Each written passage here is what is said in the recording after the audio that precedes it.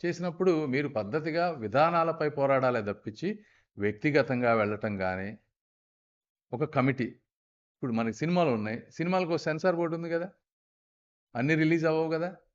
అలాగనే చట్టసభలకి సమాజంలో మాట్లాడే వ్యక్తులకు కూడా ఒక బోర్డ్ అవసరం. అగైన్ ఇదే చెప్పేది. గవర్నమెంట్ పాలిసీ మేకింగ్‌లో రైట్ పర్సన్స్ ఉన్నప్పుడు ఇవన్నీ వస్తాయి. మనం చూసేటువంటి ప్రాబ్లమ్స్ అన్నిటిని. చేసినప్పుడు ఆటోమేటిక్‌గా ఎలిమినేట్ అయిపోతది. జనరల్‌గా ఎవల్యూషన్‌లో కూడా ఎవడో ఒకడు పిచ్చి పని చేస్తాడు. నెక్స్ట్ దాని మీద కోపంతోటి దానికి ఒక ప్రాసెస్ వస్తది.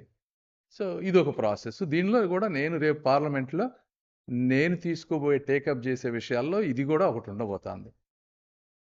అన్‌పార్లమెంటరీ లాంగ్వేజ్ వాడే వాళ్ళకి సెన్సార్ బోర్డ్ ఎలా అయితే ఉందో, పొలిటికల్ సెన్సార్ బోర్డ్ అనేది ఒకటి పెట్టాల్సిన అవసరం ఉంది. That will be one of my